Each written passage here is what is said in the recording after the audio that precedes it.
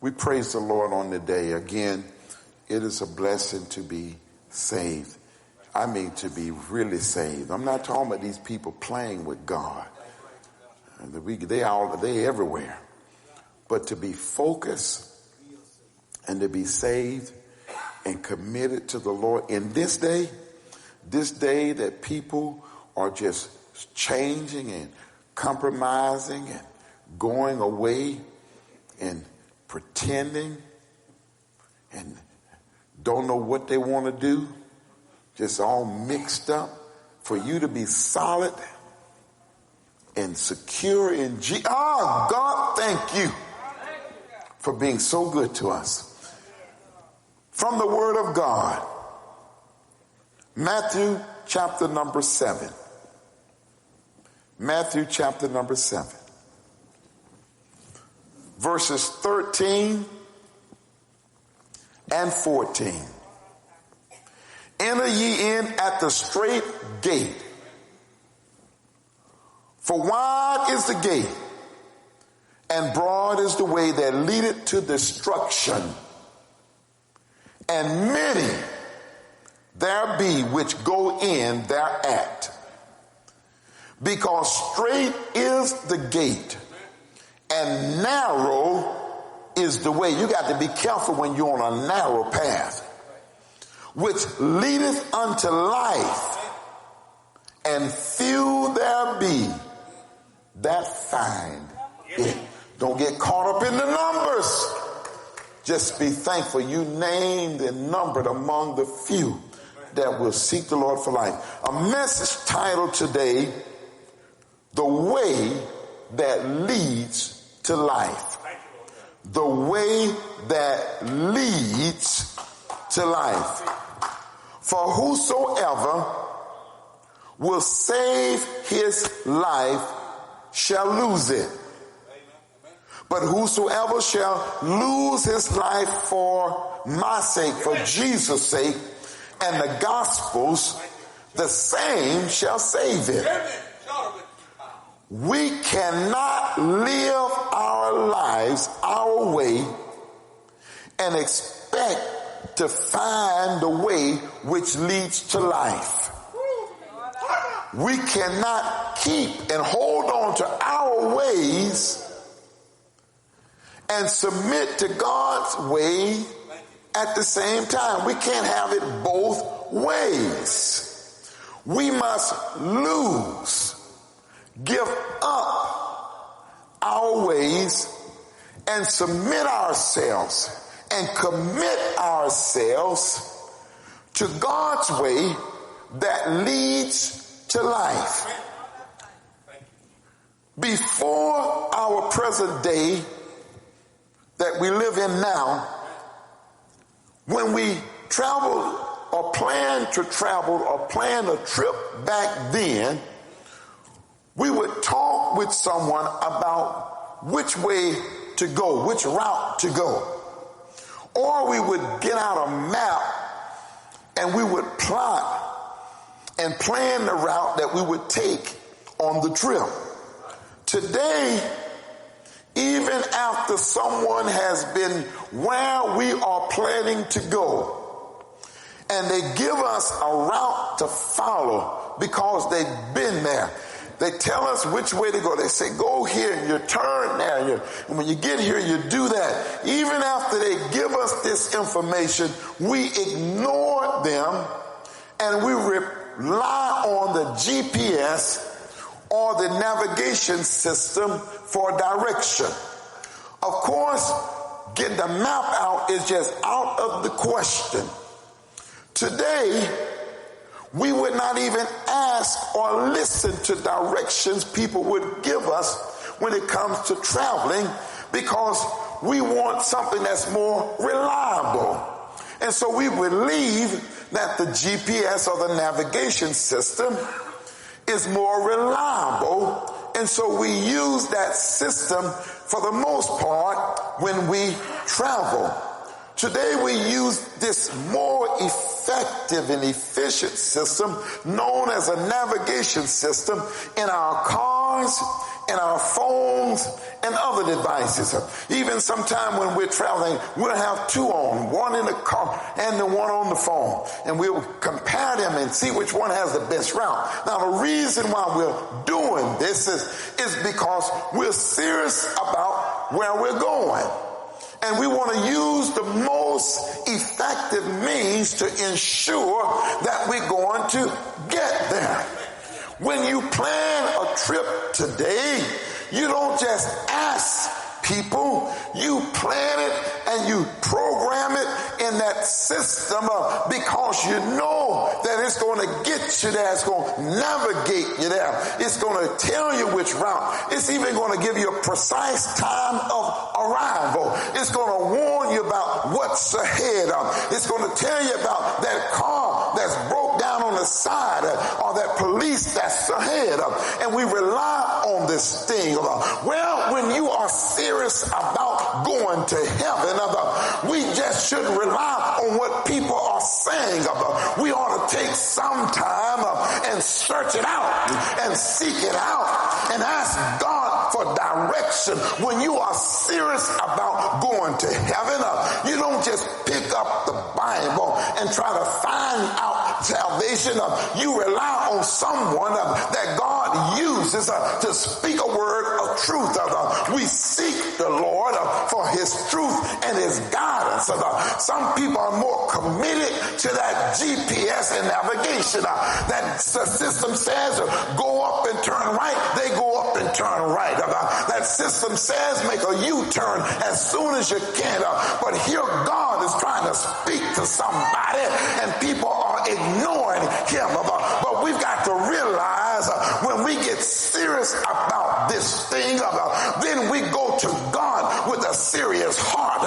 We don't want to just play a game. I want precise directions. I want precise guidance. I want to make it to glory. I don't want to take a chance. I want God to navigate my life. The way that leads to life, I need his help. Hallelujah. Thank you, Lord. God's word provides the way that leads to life. It will show you spiritually where you are. It will show you where you need to go. And it will instruct you how to get there. God gives us information even about our lifespan. I talked about it Sunday before last. For what is your life? He says, it is even a vapor, a mist that appeareth for a little time and then vanisheth away. We have to understand this. Our arrival to eternity could be at any moment. At any moment, we could step into eternity. We could step out of this life, leave this life at any moment. This is why it is important, it is necessary to be on the route, to be on the way that leads to life. We can't just talk about this and plan this in our minds. We've got to be en route to glory. We've got to be on that way that leads to life. God's word will navigate your life through and around life's challenges. Thy word is a lamp unto my feet and a light unto my path. Sometimes our lives are too complex and too complicated to get on the right path. But if we would just trust in the Lord with all of our heart and lean not to our own understanding, but in all our ways acknowledge him, he said he would direct our path. He would get us on the right path and keep us there. You have to understand, if we're going to make it to heaven, we can't just hope you end up there. Understand this. If you're going somewhere in your car, you don't just get in the car, start the car, and start driving. You have a plan. Which direction, which highway, north, south, east, or west. You got some idea. Why is it that people today, they just come into the church, sit for a while, have no idea what's happening in their life in reference to glory, in reference to a relationship with God. They just hope they end up there. That doesn't make any sense than you getting in your car and just driving and not knowing where you're going and hope you end up there. You're never going to end up there if you're not going in the right direction. Why is it that people are hoping they end up in heaven and they're not on the straight and narrow that leads to life? The only way you're going to get there, the only guarantees that we have, we've got to be on that straight and narrow. You can't just hope we get there. We have to rely on God. It is something very interesting in Acts chapter number 8. There's an Ethiopian man, a eunuch of great authority under Candace, queen of the Ethiopians, who had the charge of all her treasure. He had come to Jerusalem for the feast days to worship. Now, on his way back, he sat in his chariot and he was reading Isaiah 53, verse 7 and 8. Now, he had the information in his book of the law. As he sat and as he read, Philip, who had ministered in Samaria, comes to him in this desert, ran thither to him, and heard him reading the prophet Isaiah, and he says to this Ethiopian, a man of authority, he says, understandest thou what thou readest? Now, he had the information. He said, how can I except some man should guide me? He read, but he understood not. Philip opened his mouth, the scripture says. He began with the same scriptures, Isaiah 53, 7 and 8, and the Bible says he preached Jesus unto him. Now, he needed someone to guide him. He needed someone to navigate him according to the interpretations of that passage in which he read. As they went on their way, they came, now they're in a desert, but they came unto a certain water. And the eunuch said, see, here is water. What doth hinder me from being baptized? Now, here is God setting a situation so that a man could receive some guidance concerning his relationship with God Almighty. And God sends Philip, who preached Jesus. All of a sudden, in a desert, water, a body of water enough for this man to go down into it and to be baptized, shows up. And so he's baptized in the name of Jesus. They commanded the chariot to stand still. He goes on to say, he answered and said, I believe that Jesus is the Son of God. But then they command the chariot to stand still, and then they both went down into the water, he and Philip, and he was baptized. Now understand, this passage shows us something. We cannot just pick the word up and find our way around what God wants for our lives. We need someone that God has placed in our lives to navigate, to guide us, to help us, to understand what the word is saying. Not only that, but it shows us how important the baptism in the name of Jesus is. If this wasn't important, water wouldn't have shown up. He wouldn't have preached Jesus. They wouldn't have stopped the chariots, and they wouldn't have gone down into the water. But it shows us how important God's way is. Jesus is the way, hallelujah, that leads to life. He's the way, the truth, and the life. But we've got to choose the route that leads to life. God has always given man a choice, but we have to understand most of the choices that we have in reference to our relationship with God, they are opposites. There are two opposite responses to the word of God. Either you will obey or you will disobey. There are two opposite consequences for our deeds. Either we're going to be blessed because of our deeds or cursed because of our deeds. There are two eternal destinations. There's eternal life and there's eternal death. There are two opposite destinations. You're either headed for heaven or you're headed for hell. Most people try to get smart, and so what they want to do, they're not going to commit to either one of them because they realize if I commit myself, I got to make sacrifices and I got to give up some things. But then I don't want to put myself in a situation that I'm headed for destruction. So they try to come up with a mindset. I'm just going to stay in the middle of this thing. People like to stay in the middle. They want to be in the middle. They want to enjoy the pleasure of sin, but they will not refer to themselves as a sinner. People want to attend church, but they don't want to make a commitment to God. They want the liberty of not being a sinner and not being a saint. They want to sin, but don't call them a sinner. They want to do a little good, but then you call them a saint. They're just trying to be in the middle. But God lets us know. He makes it very clear. He says, when I return, there's not going to be a middle ground. There's not going to be a gray area. He says, if you're unjust, you're going to be unjust still.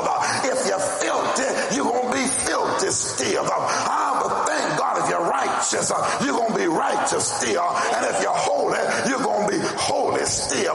You cannot mix the two. Jesus says when I come back, you're going to be on one side or the other. But man is trying to make this out of a thing that he can mix it all up. This is why God says you're lukewarm. You're trying to mix everything up. I'm going to spew you out my mouth. But God showed me the path that leads to eternal life. And I'll help with your help. I'll walk therein. So understand there are two lifestyles.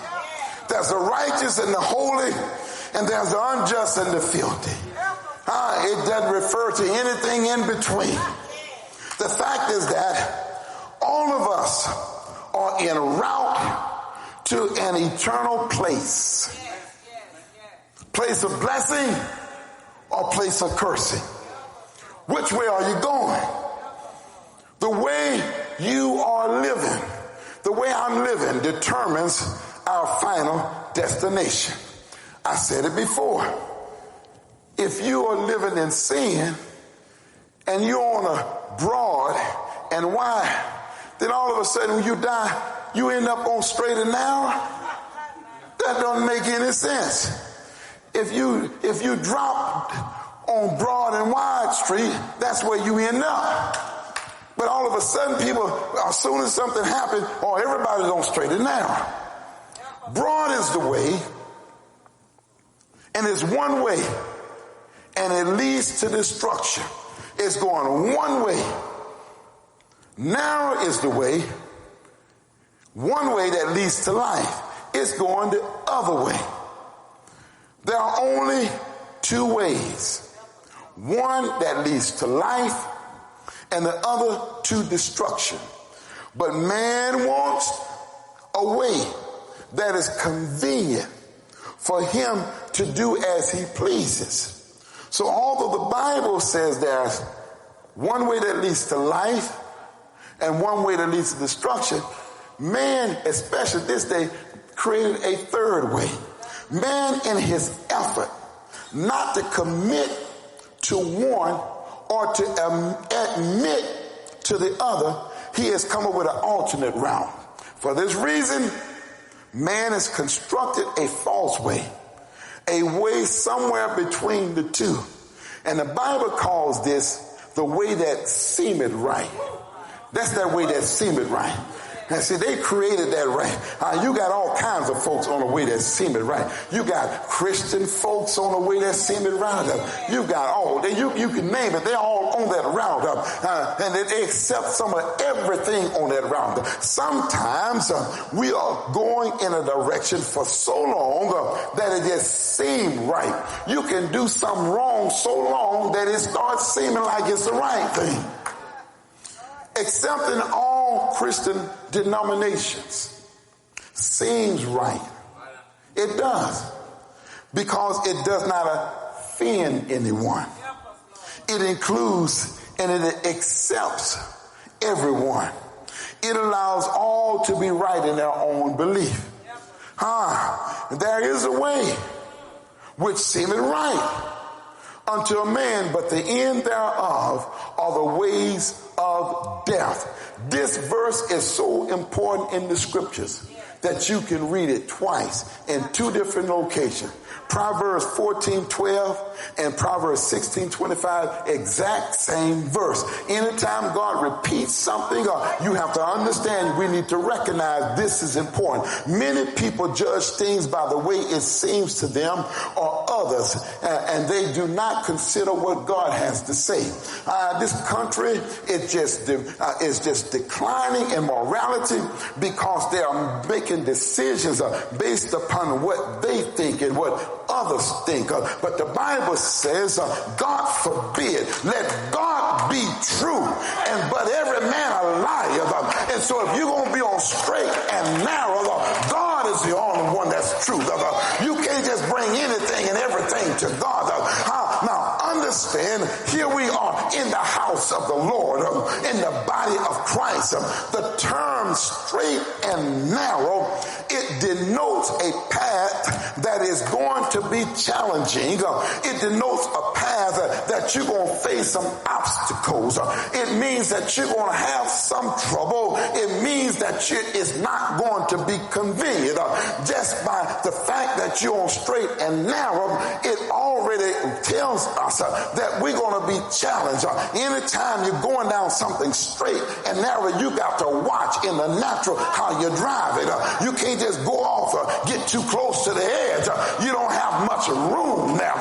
If you on broad and wide way, you got plenty area. You messed up anyway. But when you on straight and narrow, you've got to be careful. We've got to be careful in this journey. I'm seeking the Lord Jesus. I'm careful about what I say. I'm careful about where I go. I'm careful about how I present myself. Why? Because I'm on straight and I'm on narrow, and I'm not going to get too close to the edge. Understand, but the blessing is there's a guarantee. The path that's straight and narrow, it leads to eternal life.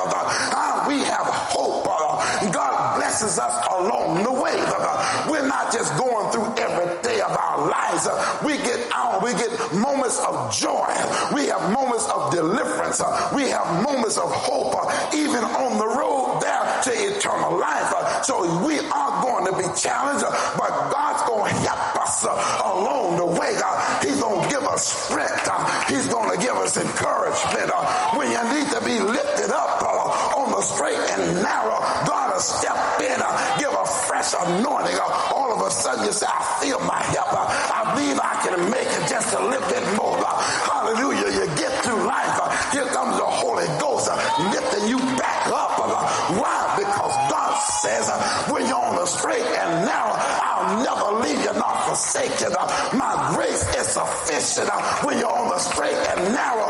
My brothers and sisters, we give God glory and honor and praise because he has not left us without any hope. Yes, it's going to be challenging. It doesn't matter who we are. All of us who are on the straight and narrow, we're faced with some things. But God's going to help us. And he is helping us. The term broad and wide, it denotes space, but yet empty space. Just a lot of space. Emptiness. It means that it is formed with things that are artificial. On that broad and wide way. There's artificial happiness. There's artificial pleasure. I didn't say it wasn't pleasure on that other road over there. But the pleasure of sin is only for a season. So that's artificial. If something doesn't last, it can't be worth much. So it's artificial. That's artificial contentment, because soon as they get satisfied with someone on that road that's wide and broad, and soon as they get committed, I think they are contented with something, they lose interest and go to something else. So they can't stay in one relationship on that road. This is why they're getting out. You read them on, they're getting out of marriages. Why? Because they are not committed to God. They're on a road that anything goes. You understand that disappointment is, the end is destruction. When they get to the end, they're going to realize, I wasted my life. I wasted all. They're going to lose everything, and even their soul. Now, understand this wisdom. If a way leads to destruction, it doesn't matter how well off or how poor the travelers are. They are both headed for destruction. If people are traveling on a highway, at the end is a cliff for cars to go off and the passengers plunge to their death. It wouldn't matter what type of car you were driving. If you're going to go off a cliff, a Mercedes will go off a cliff just like a Chevrolet. A bicycle will go off a cliff. You understand, it doesn't matter the shape that the person is in. If you're headed for destruction, if a doctor is headed for destruction, if a person that dropped out of school is headed for destruction, both of them are headed for destruction. So it doesn't matter your title, your education. The religious person, if they're headed for destruction, they're going to meet the same fate as the atheist that's headed for destruction. The famous people headed for destruction are just like the unknown people headed for destruction. So it doesn't matter what's ahead, everybody's going to go off. So everybody, whether you're a pomp and circumstance or nobody knows who you are, if you're headed for destruction, you're headed for destruction. This broad way also includes that way that I told you about, the way which seemeth right unto man, but the end thereof are ways of death. Wide is the gate, and broad is the way that leadeth to destruction, and many are going that way. Don't get caught up with the many. Sometimes that's a sign that something's wrong, that people are going the wrong way. When many are doing the thing or headed in the same direction or believing the same thing, sometimes it gives a false sense of comfort and confirmation that it seems right. It seems like you feel better about your wrong when somebody's along with you. When you're all by yourself, you start questioning the thing. But if you got a couple of buddies that are doing the thing that you sort of question at first, you feel better when you get some company doing it. But it's still wrong. And the Bible makes it very clear, many folks are going to be headed in the wrong direction. We have to understand that many will say in that day, and I often quote it, Lord, Lord, in thy name we've done many wonderful works. But Jesus says, I never knew you, you workers of iniquity. Many false prophets are arising. Many are being deceived. Many have fallen away. The love of many have waxed cold. Many are headed to destruction, but it does not have to be you. All right. There's a way that leads to life. And saints, we can not only find it, but we can stay on it. Straight is the gate. Narrow is the way which leads to life. And few there be. When you compare the people on the road to destruction, there's a small number compared to those that are on straight and narrow. If the way leads to life, it doesn't matter whether you are successful or barely making it. If you are headed toward life, you're going to get there. No matter what's happening, get on the way and stay on the way that leads to life. You understand, most of us, if not all of us in here, will fit in maybe borderline middle class and below. I don't think we're above that, most of us in here.